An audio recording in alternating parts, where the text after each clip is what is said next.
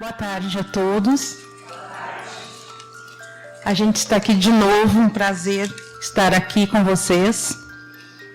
E eu vou sempre lembrar, eu acho que eu já contei isso uma vez, que há 25 anos atrás, um casal vinha lá de Campo Bom, numa motinha, toda tarde de sábado, para o Fé, Luz e Caridade. Que a gente achava que aqui, a gente ia achar o que a gente estava procurando. E a gente encontrou. E hoje a gente retribui um pouquinho, eu e meu marido, fazendo as palestras, fazendo os cursos, trabalhando com a juventude.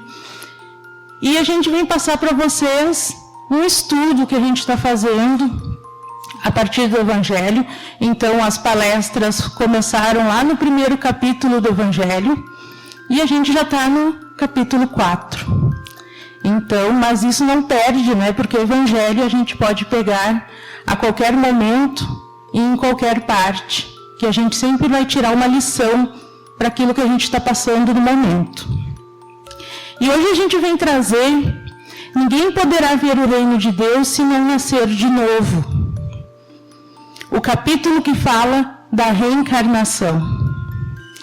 O capítulo em que Jesus nos coloca a reencarnação como condição para que a gente comece a trilhar esse caminho do reino. E a gente vai entender um pouquinho que caminho é esse e que reino é esse também. Quando Jesus passou essas palavras para Nicodemos, a gente vai perceber que ele passou muitas outras palavras ao longo dos seus 3 anos de ministério, e que nós, pelo processo da reencarnação, talvez estivéssemos lá, né, na multidão, vendo aquele homem passando, mas não aprendemos todas as lições, porque estamos hoje aqui estudando de novo, aprendendo de novo, porque o Evangelho, ele tem que ser lido, ele tem que ser decorado para ficar na cabeça, no entendimento, no intelecto. Ele tem que passar para o nosso sentimento, nosso coração. Então ele nos socorre nas horas difíceis. E depois ele tem que ser passado para as mãos, que é quando a gente começa a fazer o bem, a gente começa a dar frutos. E Jesus espera isso da gente. Então, hoje, para começar, a gente vai dar um resuminho do capítulo 4, só para a gente se situar o que ele nos traz. Ressurreição e reencarnação, é a diferença que existe entre essas duas palavras, e porque ao longo das traduções elas foram modificadas. Os laços de família, que é na família que a gente tem que vir reencarnar, não tem jeito. Mesmo quando a gente nasce e não fica junto com a família, em algum grupo a gente tem que viver, porque somos um ser que precisa da sociedade, que precisa do outro para sobreviver. O limite da encarnação, a necessidade da encarnação, e a encarnação é um castigo? A gente gosta às vezes de lembrar, mas eu estou pagando tanto, mas eu sofro, isso aqui, olha, foi direto para o céu. Será? Será que é um castigo? Ou será que eu estou repetindo de ano porque eu não me apliquei na última encarnação? Né? Como o aluno que não estuda suficientemente, volta e vai aprender a lição de novo. Importa renascer. Devemos renascer. E renascer não é uma questão apenas da reencarnação. Jesus é muito abrangente, sempre muito pedagógico. E ele vai nos dar essa lição também, de que todo dia é um renascimento. Todo dia, quando amanhece o dia e a gente abre os olhos, a gente tem uma encarnação nova.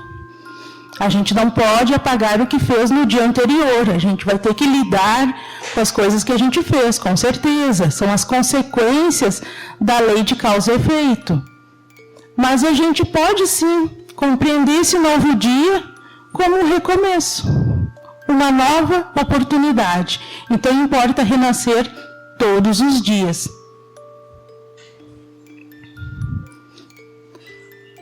E como entender esse renascimento? Como renascer em que sentido? Isso aí tudo a gente vai ver mais adiante. E Jesus fala em reencarnação. A gente também vai trazer algumas traduções que vão definir, vão tirar um pouquinho algumas ideias antigas que a gente tinha de traduções antigas. No texto que a gente tem no Evangelho, nesse capítulo, ele diz assim: que dizem os homens sobre o Filho do Homem? Quem dizem que eu sou? Jesus pergunta para os apóstolos: quem eles dizem que eu sou? Aí eles dizem: João Batista, Elias, Jeremias. Eles respondem: alguns dos profetas. Os judeus tinham isso como uma coisa certa, a reencarnação de algumas figuras importantes. No meio comum, eles não sabiam direito como isso funcionava, mas eles acreditavam que alguns profetas sim voltavam. E eles dizem: olha, Jesus, as pessoas estão dizendo que tu é o João Batista, que tu é o Elias, que tu é o Jeremias, que é algum profeta que veio lá do passado e está aqui reencarnado. Mas Jesus diz também: e vocês, o que vocês dizem de mim? Aí eles respondem, Pedro responde para ele: a gente diz que você é o Cristo, que você é o Filho de Deus. E aí ele diz: você respondeu bem, é isso aí. O que mais que o Espiritismo vem nos trazer de Jesus? Que ele é o nosso guia e modelo. Por isso essa questão dele ser o filho, o filho, não, ele é um filho mais velho, o nosso irmão mais velho. O espírito que a gente tem que ter como almejar, que a gente pode ter dentro do coração, como alguém que nos acompanha a encarnação. Jesus não é alguém longe, em cima de uma nuvem, que não sabe o que acontece na nossa vida. Ele nos acompanha lado a lado. E se ele parasse na frente, isso, muitas pessoas testemunharam isso, quando se encontraram com ele sabia exatamente o que acontecia na vida de cada um. E ele ainda sabe, na vida de cada um de nós. Só depende de nós termos essa vontade de contactar com Jesus, né? Se conectar com ele. E a gente pensa assim: mas eu não tenho o WhatsApp de Jesus, como é que eu vou fazer, né? Eu não tenho o Facebook dele. É bem mais fácil. É só fechar os olhos, sentir a presença, se disponibilizar a crescer, a doar amor, e a gente já está junto com ele novamente. A gente já é transportado para quando ele apareceu para os apóstolos, quando ele deu as suas mensagens, quando ele estava na beira do monte, quando ele estava na beira do lago. Que imagens bonitas. Nós também podemos nos transportar para lá, cada vez que a gente estuda de novo o Evangelho. E aí os discípulos perguntam: por que, pois, os escribas dizem que é preciso que Elias venha antes? Isso são profecias que eram escritas no Antigo Testamento, que viria Elias antes. E Jesus diz: ele já veio, e vocês fizeram dele o que quiseram. E aí ele estava falando de João Batista, falando que João Batista já havia reencarnado, já havia anunciado o reino, já havia anunciado que viria sim o Cristo, e que as pessoas haviam matado ele antes de Jesus continuar a sua missão. Então isso é muito importante a gente entender porque essas histórias estão nesse capítulo. E o que elas nos dizem? Nos dizem que Jesus está atestando que a reencarnação existe. Eu estava vendo uma palestra do Haroldo que ele diz assim: como é intrigante ainda dentro do meio espírita pessoas que não acreditam na reencarnação. É o princípio, é um dos nossos mais básicos princípios. Porque a reencarnação é um fato. A gente vai voltar, a gente vai de novo, a gente vai voltar, a gente vai estreitar laços, a gente vai conquistar novos corações, mas isso vai acontecer com todos nós. E a gente tem que não ter só no intelecto essa convicção. Ah, sim, eu sei, reencarnação eu acredito. Mas a gente tem que sentir no coração, para começar a fazer sentido o que a gente aprende. E aí a confusão entre as palavras, ressurreição, reencarnação, aí a gente faz uns estudos aprofundados, às vezes, de traduções, de concílios que aconteceram, tiraram a palavra, botaram a palavra, alguém em algum momento traduziu de alguma forma, outro de outra. Isso não vai importar tanto. Se a gente se ater ao sentido do que Jesus diz, a gente tira as nossas próprias conclusões. A ressurreição é o retorno à vida do corpo que já morreu. É ressurgir, é voltar. A reencarnação é o retorno do espírito à vida corporal em um novo corpo.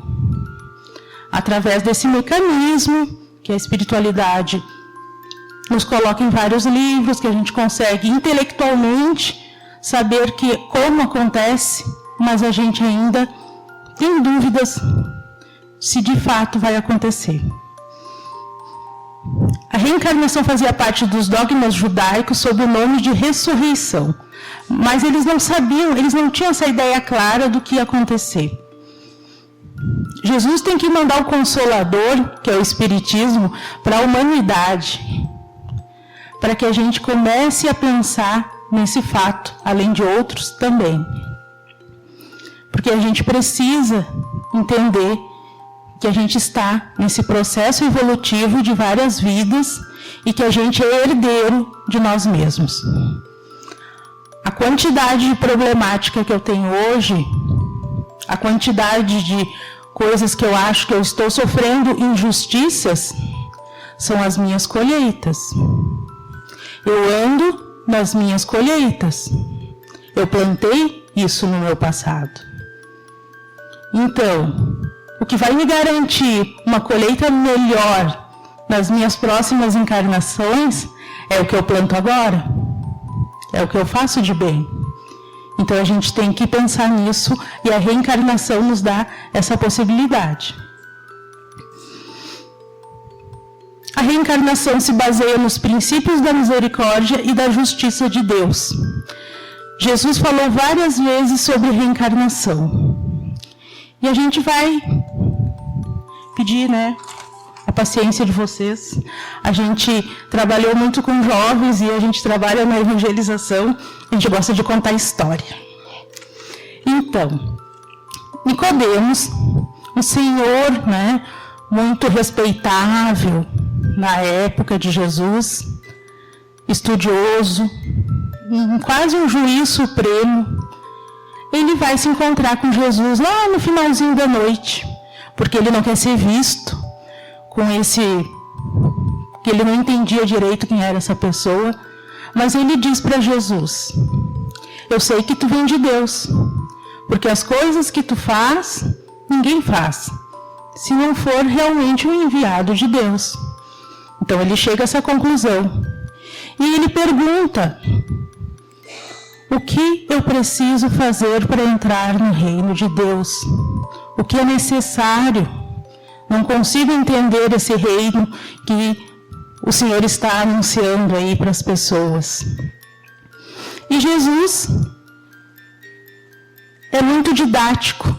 Haroldo Dutra Dias, que faz uma tradução diferente, porque a gente tem que começar a pegar os nossos, as traduções espíritas, para a gente não se confundir. As traduções antigas diziam assim: em verdade vos digo. E Haroldo diz assim: em grego, o original de João não diz em verdade. Ele diz amém, amém. E que significa sim, sim. Olha só que interessante. Já muda todo o sentido. E mais uma palavra que vai mudar o sentido. Ninguém pode ver o reino de Deus se não nascer de novo. Ou se não for gerado de novo. E aí é maravilhosa a explicação que ele dá sobre a questão das palavras, né? A gente não vai trazer, vocês vão procurar isso aí e vão ver que realmente existe muita diferença entre nascer de novo e ser gerado de novo. Então João escreveu que Jesus disse, você tem que ser gerado de novo. E aí a gente começa a entender o que Jesus está dizendo. E por que Nicodemos ficou tão perturbado com a resposta? Como é que eu posso, sendo velho, voltar para o ventre da minha mãe e nascer de novo? E ser gerado de novo? Aí Jesus já vai dar outra resposta. Se tu não entende as coisas da terra, então não te preocupa com as coisas espirituais que ainda não é hora. E no livro Boa Nova, que traz toda digamos assim, os bastidores dessa conversa, o livro Boa Nova é sempre um livro muito bom para a gente ter esse gostinho de bastidor do que acontecia por trás. Entre Tiago e Jesus tem uma conversa muito interessante, que Jesus diz a mesma coisa para Tiago. Como é que vocês querem entender? Amanhã vamos passar para todo mundo, que todo mundo reencarna.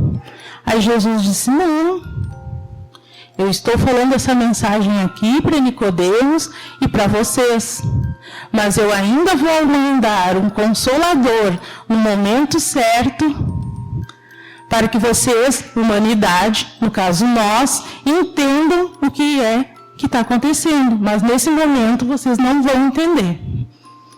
E o Consolador vai vir quando? 1800 e pouco, a gente começa a ter algumas noções do que está acontecendo. E Jesus começa a se revelar de uma outra forma para nós.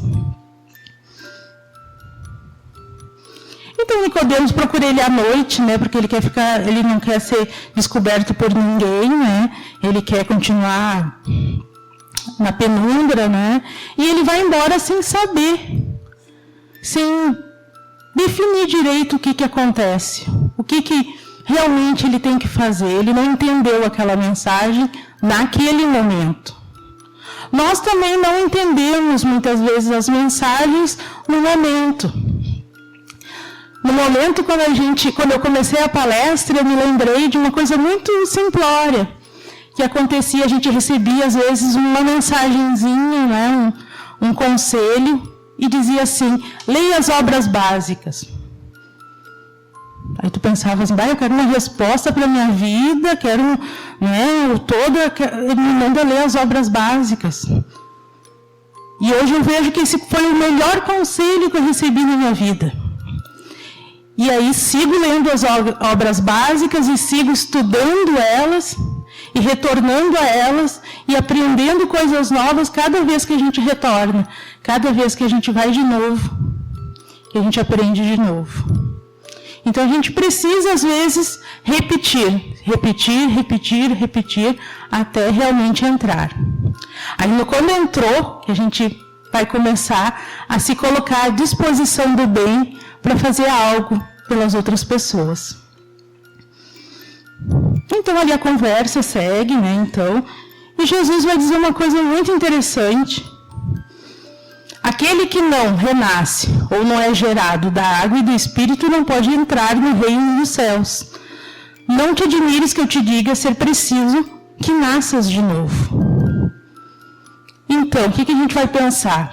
Ao longo do processo da nossa educação cristã que a gente teve, esse era o motivo que Jesus estava dizendo que nós deveríamos ser batizados.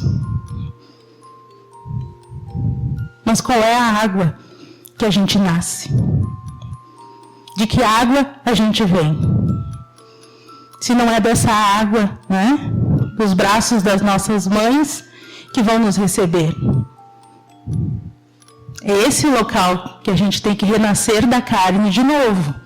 A carne tem que ser feita, tem que ser gerada, precisa de um pai, precisa de uma mãe, precisa de todo aquele processo que a gente conhece biologicamente. E o espírito, através do processo da reencarnação, vai animar esse corpo novo, mas vai trazer toda a sua bagagem junto. A gente vive a nossa encarnação com algum momento de, às vezes, paz na infância, às vezes tranquilidade. Muitas vezes o espírito já nasce com muitos compromissos, então desde que nasce ele já tem muitas problemáticas. Mas isso foi o projeto reencarnatório dele. Ele sentou junto com a espiritualidade e pediu: por favor, me dá esse problema. Ai, me dá esse pai, me dá essa mãe aqui, que eu preciso me realinhar com ele, me dá esses irmãos. E a gente, quando vai ter os filhos, eu preciso desse filho aqui. A gente tem uma questão para resolver. E é assim que formam as famílias. Como dizia Chico Xavier, é o cadinho das almas endividadas. É um lugar que pega fogo a 1000 graus, com todo mundo se derretendo junto. Mas é ali que a gente se transforma, é ali que a gente se depura. E aí, para entender esse capítulo, é um capítulo tão complexo que ele traz vários temas que dá para fazer milhões de outros estudos, e a gente vai passar só para a gente ter uma ideia. Porque quando eu entendo a reencarnação, eu entendo que tiveram muitas existências. E que são necessárias essas existências. Que eu já fui homem, que eu já fui mulher, diversas vezes. E que às vezes hoje em dia a gente ainda se confunde com esses papéis, porque a gente acha que existe uma forma de ser uma coisa e uma forma de ser outra. Quando o importante é o espírito, o importante é o que a gente faz de bom, e não o que a gente expressa externamente. Então vamos nos preocupar com essa nossa bagagem. A gente traz aí mais de, 2.000 existências, todo esse pessoal que a gente já foi, que cada um fez um acerto, fez um erro, e hoje a gente está aqui. E é bom a gente não lembrar do passado, é uma misericórdia de Deus, porque a nossa melhor versão é essa de agora. É a mais evoluída, é o topo. Então, é melhor a gente continuar nossa caminhada e nos reconhecermos. O que eu preciso melhorar e o que eu preciso construir. O que eu preciso destruir em mim. Não definitivamente, porque a gente não consegue arrancar coisas que estão muito enraizadas. A gente consegue ir transformando aos poucos. É uma caminhada que vai seguir mais por outras existências.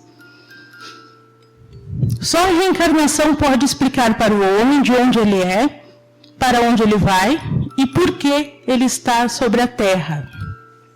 E justificar, isso é importante, todas as anomalias e todas as injustiças aparentes que a vida apresenta.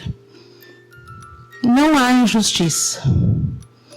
Às vezes a gente se torna um pouco vítima, a gente acha que Deus virou a cara para nós. Não, Deus não olha mais a minha encarnação. Eu estou por conta. Quando é justamente o contrário. Foram os meus acertos, foram os meus erros que me trazem hoje aquilo que eu vivo. A reencarnação, ela é a chave. Está lá no Evangelho.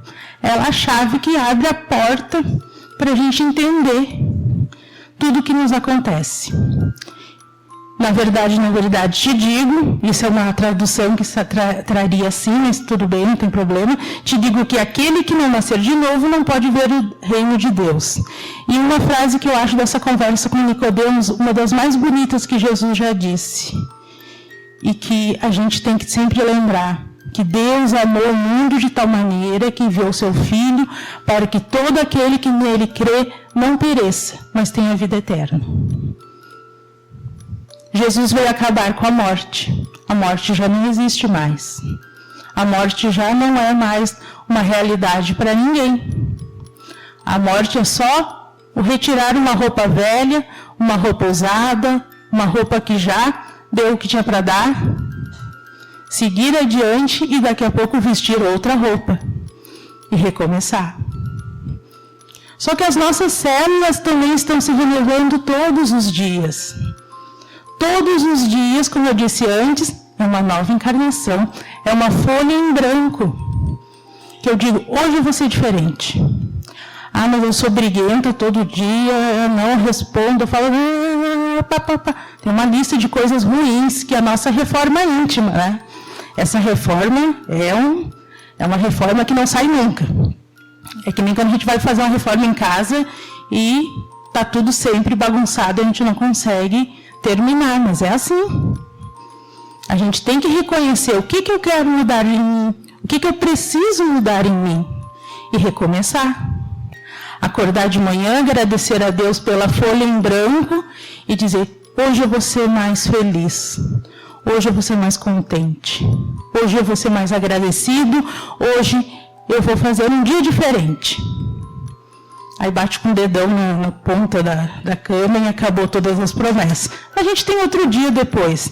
Deus é muito bom para a gente por isso, né? A gente vai continuar e vai continuar. Até a gente aprender e até fazer as coisas naturalmente.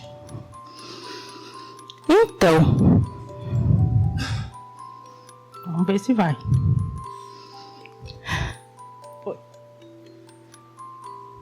Os nossos laços de família.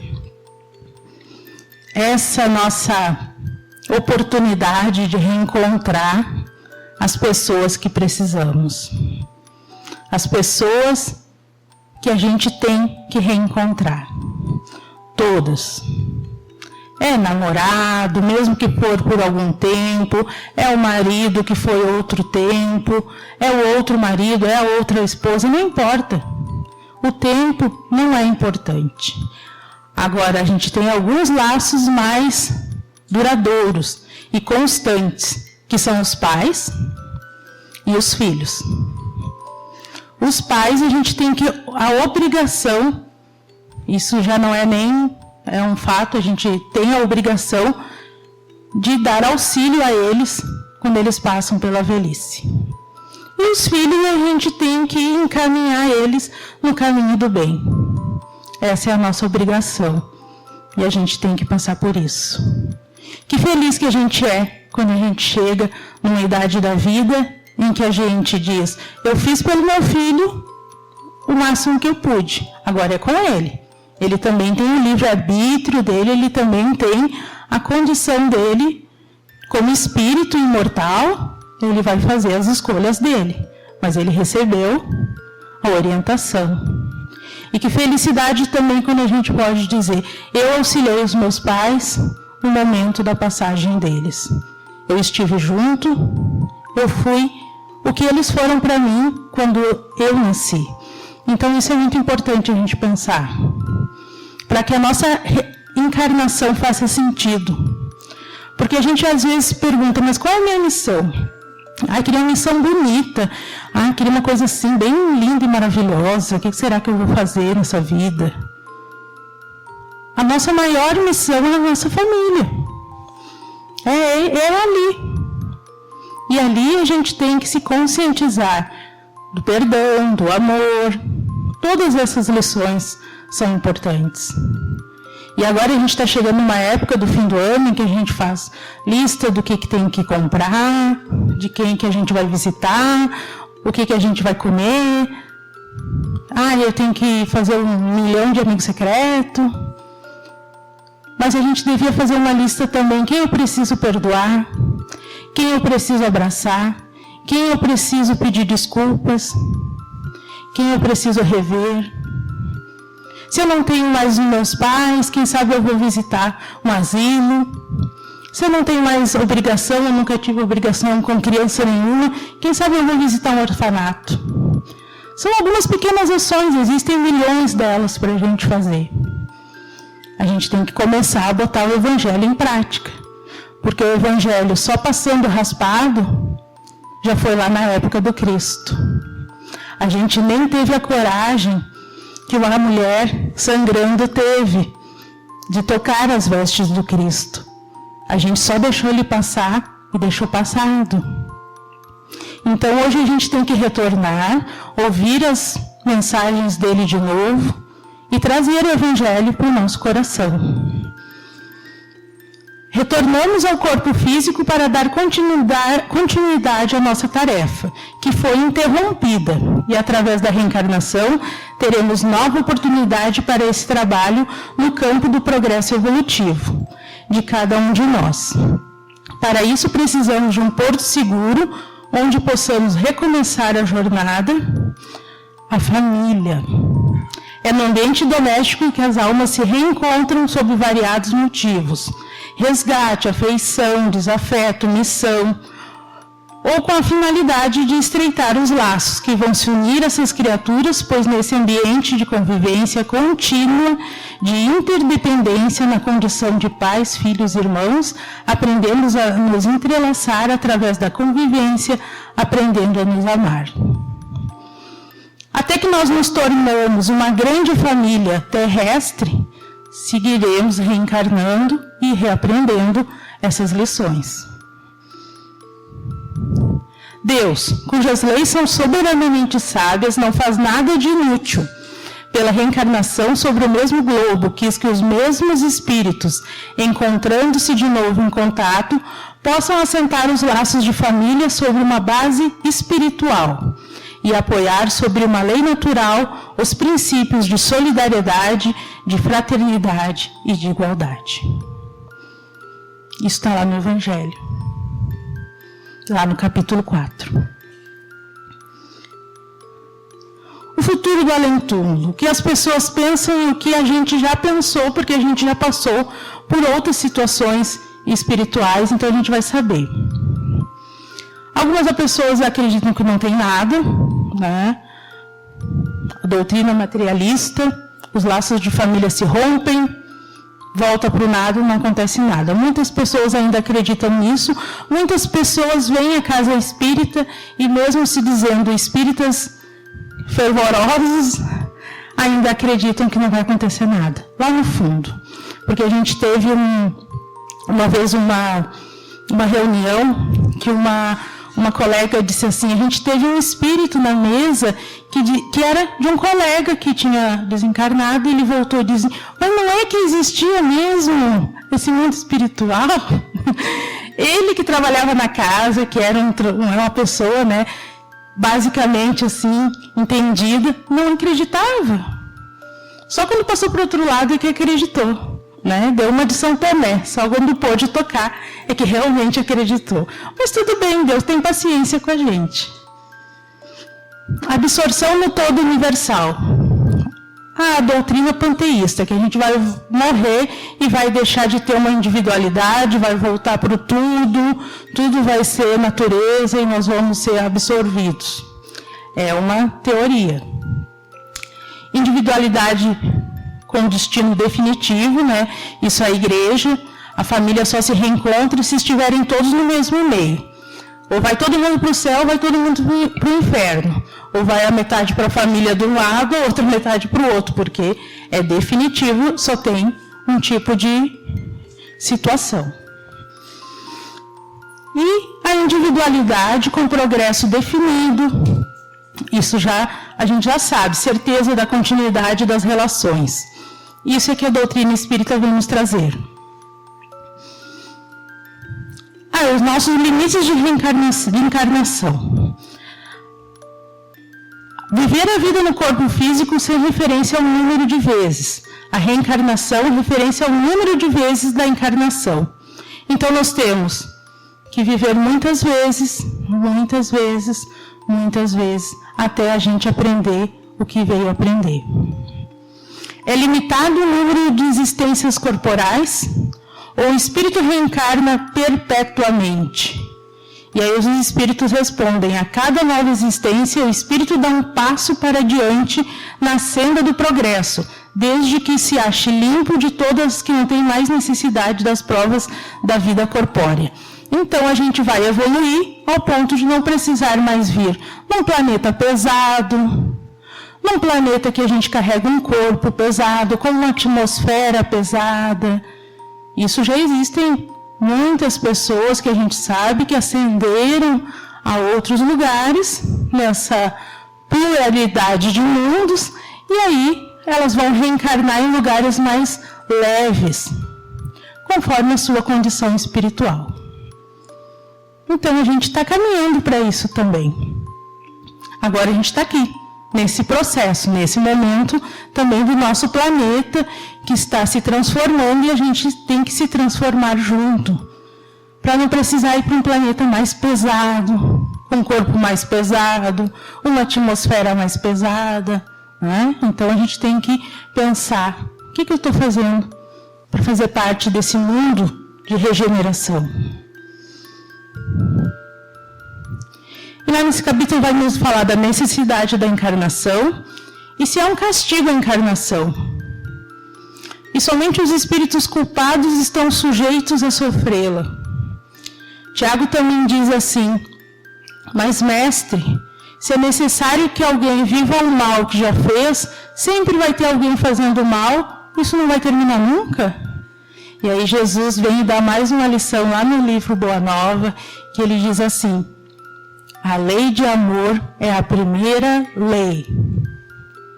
Quando as pessoas se conscientizarem que elas podem fazer todo o seu pagamento através do amor, já não vai existir mais necessidade do mal ser algo a ser usado para que cada um possa pagar as suas dívidas. Existe uma passagem muito interessante que diz assim, que se não me engano é do Divaldo, que ele comenta assim: quando a gente está fazendo o bem e a gente é pego pelas vicissitudes do nosso planejamento espiritual, então a gente planejou passar por uma coisa muito horrível porque a gente precisava pagar, mas na hora de acontecer aquele momento horrível com a gente foi pego fazendo o bem, a gente foi pego fazendo a caridade, e aí o planejamento vai todo por água abaixo. Aí a gente vai ser, vamos revisar esse planejamento dessa pessoa. Ela está merecendo aqui uma moratória, ela está aprendendo pelo amor. Então vamos lá, ela só vai acontecer uma coisinha leve com ela, ok, porque ela vai seguir fazendo o pagamento dela com amor. E é isso que a gente tem que pensar. A passagem dos espíritos pela vida corporal é necessária para que eles possam cumprir por meio de uma ação material os desígnios cuja execução Deus lhes confia. Então a gente tem que passar, Deus tem um planejamento, Deus está no comando, não cai uma folha sem que Ele saiba. Então não é a nossa vida que vai estar largada aqui de qualquer jeito. Ela é muito bem planejada e ela é acompanhada por muitos espíritos que andam junto com a gente, que nos protegem e que querem que a nossa encarnação dê certo. Se não é um castigo, o que significa? Qual é o objetivo da encarnação dos espíritos? A lei de Deus lhe impõe a encarnação com o objetivo de fazê-los chegar à perfeição. A encarnação tem também outro objetivo, dar ao espírito condições de cumprir sua parte na obra da criação. Estamos todos evoluindo, estamos todos crescendo. Jesus recebe o orbe terrestre quando ele é uma bola de fogo em formação. E recebe os espíritos que aqui vão encarnar no começo, no germe, e alguns outros que vão aqui encarnar em missão, alguns outros que vão vir de outros planetas. E ele faz toda essa organização. Então tudo tem uma direção, tudo tem um compromisso e tudo tem um sentido. Nós chegarmos também em condição de perfeição. Vou passar rapidinho, senão não vai dar tempo. A encarnação é um estado transitório, a primeira prova do uso do livre-arbítrio.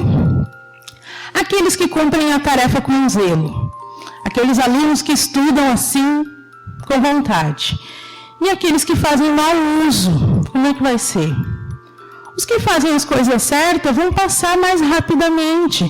Por isso que algumas pessoas já estão lá na frente, elas correm. enquanto outras se arrastam. A gente viu essa semana passada a quantidade de materialismo em que nós ainda somos apegados. E vamos nos incluir, porque a gente não pode apontar o dedo para as outras pessoas. Somos todos assim, em algum momento. As pessoas correndo, se espizinhando para comprar alguma coisa da qual elas não têm necessidade. Não era alimentação, não era para cobrir de um frio, não era. São coisas sem necessidade em que as pessoas estão se maltratando, trabalhando às vezes muito mais do que precisaria, porque eu preciso mais, porque eu preciso ficar melhor, porque eu preciso de uma condição melhor. E se a gente empregasse um pouco dessa nossa energia que a gente gasta todo dia em uma coisa espiritual, em um estudo, se a gente participasse de alguma ONG, se a gente ajudasse algumas pessoas.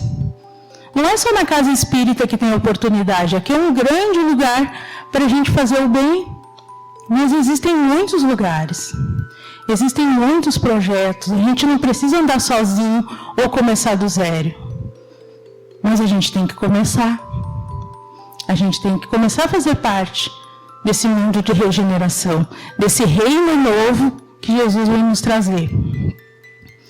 Retardam seu adiantamento, torna-se um castigo. Então, aqueles que fazem mau uso do seu tempo, realmente a encarnação acaba sendo um castigo. E aí, para a gente já indo para o final, o que é necessário, a gente traz ali o encontro de Paulo de Tarso com Jesus.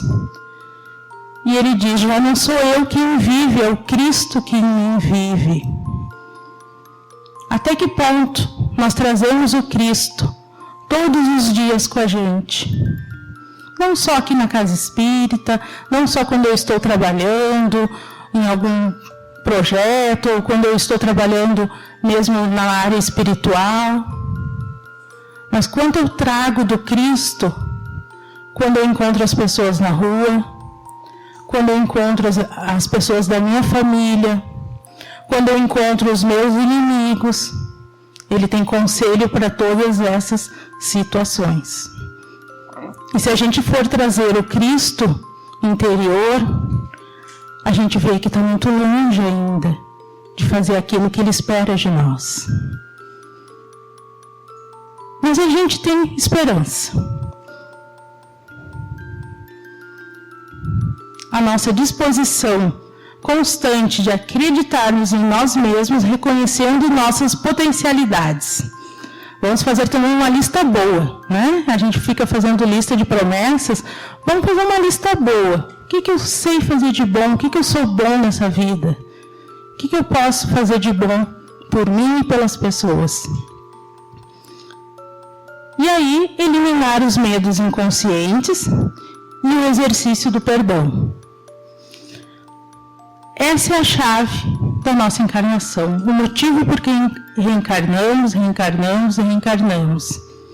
A gente tem que eliminar os medos, desenvolver as nossas virtudes e exercitar o perdão. O reino de Deus não é um lugar circunscrito. Ele não é um lugar, ele não é um céu, ele não fica em nosso lar, ele não fica num lugar. Ele é uma obra divina no coração dos homens. O reino de Deus já foi estabelecido. Jesus já o trouxe, ele já está entre nós. Só faz esperar que cada um de nós possamos dar os passos para entrar nesse reino, porque ele já está aqui, ele sempre esteve. Depende de nós. A edificação da sabedoria e a conquista do amor através do trabalho incessante na prática do bem. A prática do bem. Essa é a chave de tudo. O amor e a prática do bem. Se nós, assim como dedicamos tempo a todas as coisas corriqueiras da nossa encarnação, que a gente já faz até de olho fechado, porque a gente já sabe. Mas se a gente tirar pelo menos alguns minutos para desejar o bem, para fazer oração, para desejar o bem para a humanidade, para desejar o bem para as pessoas, a gente já vai estar fazendo, sim, uma prática do bem, a gente já vai estar exercitando o amor. E é essa a nossa missão aqui, evoluir espiritualmente. Materialmente, a gente já sabe, a gente já está tarimbado. E Deus, na sua misericórdia divina, de muito nos amar, para que a gente não volte, né? A gente não faça como Nicodemos, como é que eu vou entrar velho dentro da minha mãe? Não, Deus é muito sábio. Ele nos manda assim bem bonitinho, bem fofinho, para as nossas mães se sentirem enternecidas, para que os nossos pais olhem para a gente e dizem, mas parece comigo, e a gente se sente bem. Então, que a gente não fique pensando no fim como um fim, mas se a gente tiver, em qualquer momento da vida, que a gente possa pensar, hoje é um recomeço, nessa tarde, nesse dia, nessa hora, eu vou ser diferente, eu vou edificar o reino de Deus na minha vida. Agradeço a todos e que possamos estar sempre na presença do Mestre. Muito obrigada.